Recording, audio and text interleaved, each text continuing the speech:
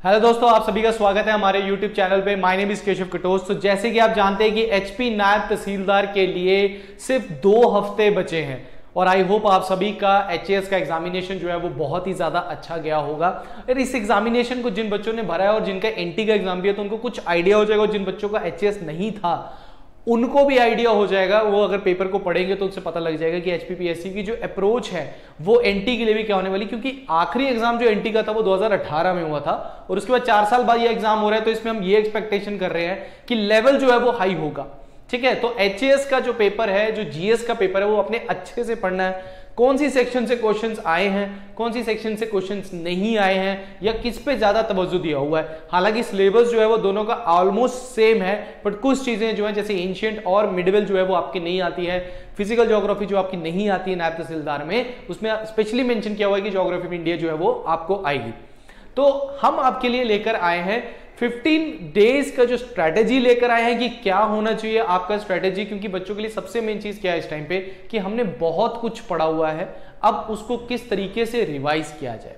जैसे कि आप जानते हैं कि ऑलरेडी हमारी रिवीजन क्लासेस जो है वो एनटी की स्टार्टेड, हमारा करंट अफेयर का सेशन ऑलरेडी चल रहा है, बट अब 15 दिन में क्या करना है और क्या स्ट्रेटेजी, कौन से जो सब्जेक्ट्स है जिनसे हम स्कोर कर सकते हैं, जिनसे हम मैक्सिमम स्कोर कर सकते हैं, उनको हमने पकड़ना है इस टाइम पे। सो इस वीडियो में मैं आपकी हेल्प करूंगा और इसमें हम ये भी बताएंगे कि किस तरीके से हम एक mega revision series, free mega revision series जो है वो यूट्यूब पे आपके लिए लेकर आ रहे हैं, जिससे आपकी एक प्रैक्टिस जो है पेपर से पहले इतने कॉन्फिडेंट हो जाओगे आप कि आपको पेपर में 1% भी दिक्कत नहीं आएगी कि आपको कौन सा क्वेश्चन नहीं आ रहा है या नहीं, आपको मैक्सिमम क्वेश्चन जो है वो आपको आएंगे। तो चलिए बढ़ते हैं हमारी वीडियो की ओर।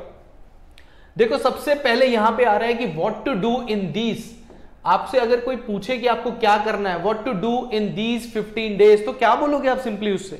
यार मैं तो रिवीजन करूंगा। यार यही बोलोगे, यार मैं तो रिवीजन करूंगा। पर रिवीजन कैसे होनी चाहिए, क्या चीजों पे रिवीजन होनी चाहिए कि नहीं होनी चाहिए? अभी तक अगर मैं मान के चलूं तो मैं ये लेके चलूंगा कि आपने सभी सब्जेक्ट्स को क्या किया हुआ है, कवर अप कर लिया हुआ है। ठीक है, सभी सब्जेक्ट्स को आपने एक बारी जो है वो रीड कर लिया। अगर जो आपने एचएएस का एग्जामिनेशन दिया है तो आपने ऑलरेडी उसको क्या कर लिया हुआ है, आपने रिवाइज कर चुके हो आप उसको। ठीक है, अब आपने उन्हीं सब्जेक्ट्स को एक बारी फिर देखना है। इसमें सबसे इंपॉर्टेंट क्या है कि आपकी जो एचपीजीके, आपको पता है कि एचपीजीके जो है वो 30 की आनी है आपको मार्क्स की। उसके बाद आपको जो करंट है वो भी आना है। ठीक है, और उसके बाद आपको जीएस है। आपने अगर इन तीनों सेक्शंस को देखोगे तो सबसे ज्यादा वेटेज करंट का है, करंट का वेटेज ज्यादा है। तो करंट अफेयर जो है वो हमारा, अगर हमने सितंबर से स्टार्ट किया था तो सितंबर टू अगस्त 2022 तक के करंट अफेयर जो है वो आपके होने चाहिए। सितंबर से अगस्त 2022 के, अगर सितंबर यहां पे 2021 की मैं बात कर रहा हूं। अब इसमें आपने क्या करना है कि इसमें ऑलरेडी आपने क्या कर रखा है, आपने थ्योरी पढ़ रखी है। इसमें क्या होता है, हमने 50 मोस्ट एक्सपेक्टेड क्वेश्चंस जो है वो आपको ऑलरेडी करवाए हुए हैं। 50 मोस्ट एक्सपेक्टेड कहें तो कम से कम आपके 500 से ज्यादा जो करंट अफेयर है वो ऑलरेडी आपके हो चुके हैं। उसके बाद क्या, आपके पास अपना भी रिसोर्स होगा, तो इनको आपने पहले तो ये 500 इनको रिवाइज करके छोड़ दो।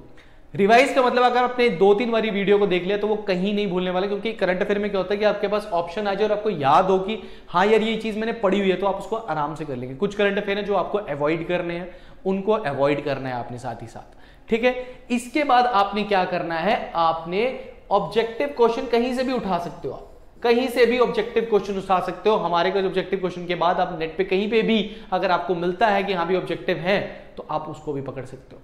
बट करंट के ऊपर आपको ऐसे नहीं कि आप बाकी चीजों को भूल जाओ, क्योंकि आपके पास ये एचपीजीके भी है और एचपीजीके की भी हमने क्या 20 मोस्ट एक्सपेक्टेड क्वेश्चन की सीरीज जो है वो स्टार्ट की हुई है। तो उस सीरीज में भी हमने कई क्वेश्चन जो है वो ऑलरेडी किए हुए हैं।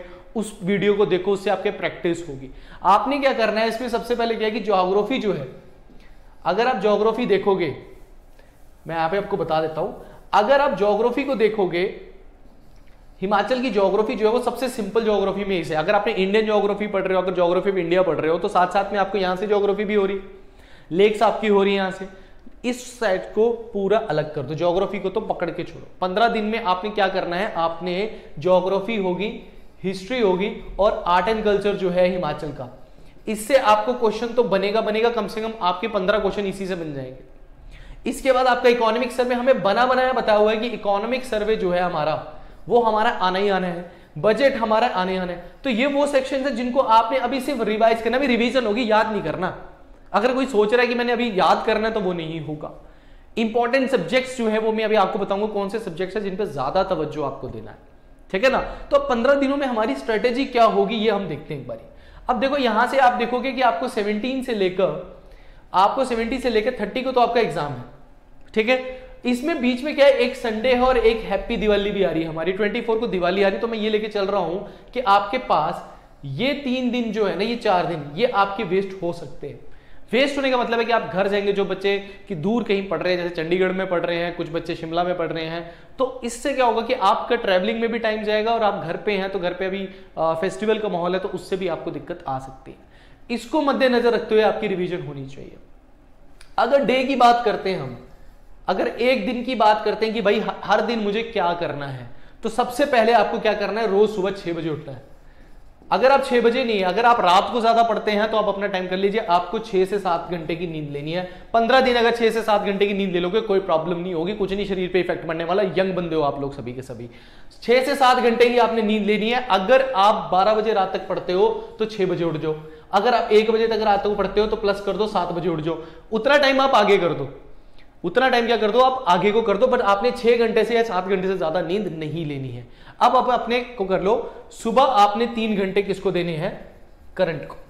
सुबह 3 घंटे किसको देने हैं, करंट को। तो अगर आप 6 बजे भी पढ़ते हो और अगर आप 9 बजे तक भी पढ़ते हो, करंट अफेयर आपका क्लियर है। सुबह सुबह कहते हैं ना, सुबह सुबह याद करें मुझे भूलता नहीं है, तो उसको करंट को पढ़ो। उस टाइम पे ज्यादा बोर भी नहीं होंगे, आंख के सामने चलोगे, ज्यादा दिमाग भी नहीं लगाना पड़ेगा, ठीक है। उसके बाद आप थोड़ा खाना पीना करना चाहते हो, थोड़ा सा कर लो, ठीक है। इसमें रेस्ट मिल जाएगी बीच में आपको।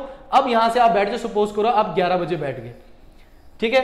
11 बजे से लेकर आपने 2 बजे तक बैठना है।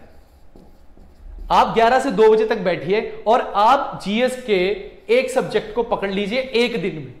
एक दिन में एक सब्जेक्ट, अगर आप ज्योग्राफी को पकड़ रहे हो तो ज्योग्राफी को पकड़ लो, हिस्ट्री मॉडर्न हिस्ट्री को पकड़ रहे हो तो मॉडर्न हिस्ट्री को पकड़ लो, साइंस पकड़ रहे हो तो साइंस पकड़ लो।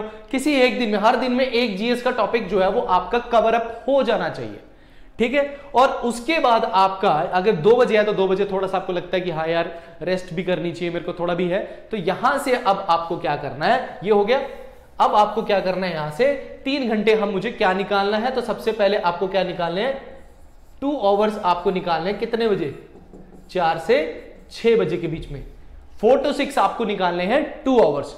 2 आवर्स का मतलब है कि आपको इस 2 आवर्स में क्या करना है, एचपी का क्या करना है, या तो इकोनॉमिक सर्वे को रिवाइज करो, या फिर बजट को रिवाइज करो, या फिर जो सेक्शन आपको लगती है, जैसे आपने डिस्ट्रिक्ट वाइज प्रोफाइल जो है, डिस्ट्रिक्ट प्रोफाइल अगर आपको लगती है कि यार मुझे बड़ी टफ लगती है, तो आप उसको भी रिवाइज कर सकते हो। बट इकोनॉमिक सर्वे 2 घंटे हो गए, बहुत होते हैं 2 घंटे। बजट रिवाइज करने के लिए बहुत है भाई, अगर याद करना है फिर तो बहुत है, बट अगर सिर्फ एक बार रिवीजन करनी है तो बहुत है।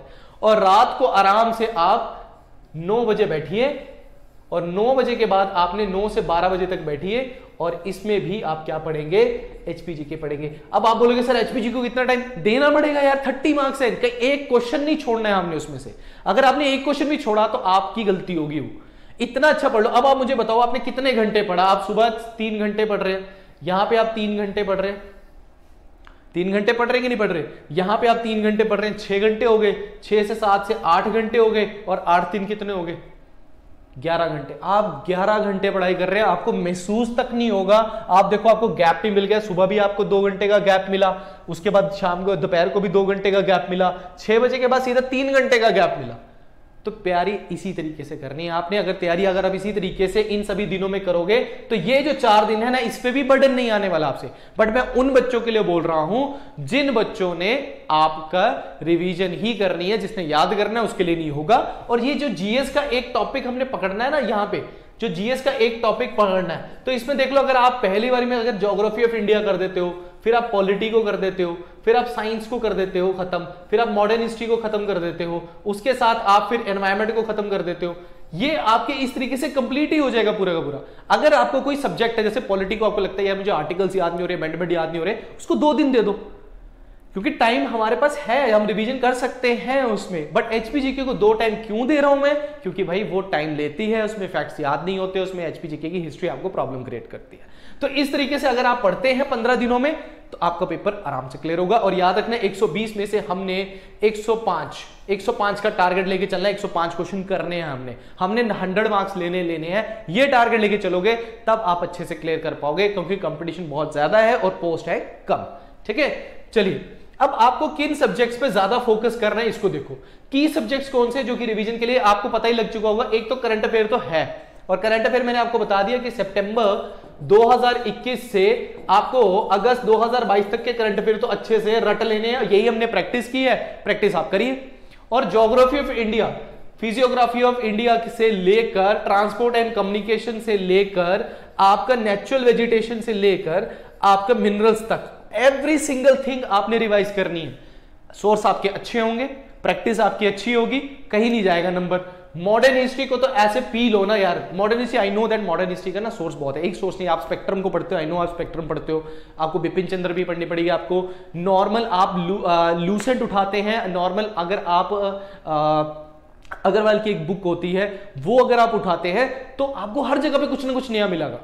जैसे मैं आपको फॉर एग्जांपल बताता हूं कि आपको कहीं पे भी नहीं लिखा हुआ कि अहमदुल्ला को डंका शाह बोला। डंका शाह किसको बोला जाता है, किसे क्रांति दूत किसको बोला। 1857 की आप पढ़ रहे हैं हम उसके बारे में, उसमें कहा गया था आपका डंका शाह किसको कहते हैं, ठीक है ना। सो आपका जब आईएनसी बना तो जनरल सेक्रेटरी कौन था, आपकी इन बुक्स में कहीं नहीं लिखा हुआ ये जनरल सेक्रेटरी थे। जब आईएनसी बनी थी तो उसका जनरल सेक्रेटरी कौन था भाई, अगर डब्ल्यूसी बनर्जी प्रेसिडेंट थे तो जनरल सेक्रेटरी कौन था, एओ ह्यूम।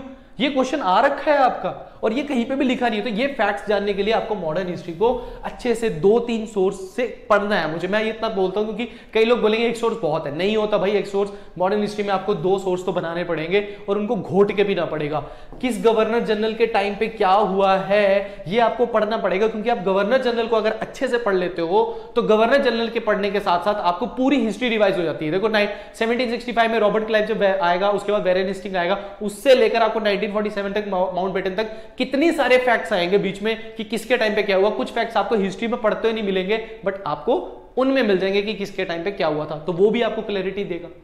और उसके साथ आता है पॉलिटी। पॉलिटी सबसे सिंपल आएगी आपको पेपर में, मैं आपको लिख के देता हूं, सिंपल आएगी, बिल्कुल आपको आती भी होगी बट आपने एक बार नजर से गुजारना है। आर्टिकल्स और अमेंडमेंट्स को अच्छे से पढ़ लेना, और नाम जैसे कॉन्स्टिट्यूशन असेंबली में कौन है, इसमें कौन है, इसमें कौन है, किसने क्या लाया, पीआईएल किसने लाया, जुडिशियल रिव्यू किसने लाया इंडिया में, वो सारे। और एचपीजी को भाई इसको मत छोड़ना। इसको अगर रिस्क ले रहे हो ना कि भाई मैंने तो 90 मार्क्स वहां से ले लूंगा तो कुछ नहीं होने वाला, इसमें कम से कम अगर मैं 30 बोल रहा हूँ तो मैं आपको बोल रहा हूँ 25 to 30 के बीच में आपका स्कोर होना चाहिए। 25 to 30 के बीच में स्कोर होना चाहिए, तब आपका पेपर गारंटेड आपका क्लियर होगा। अगर आपको एचपीजी के नहीं क्लियर, आपका नहीं होगा, ठीक है। तो ये तो था। और अब है कि हम आपके लिए क्या ला रहे हैं, what we give for you, what we give to you.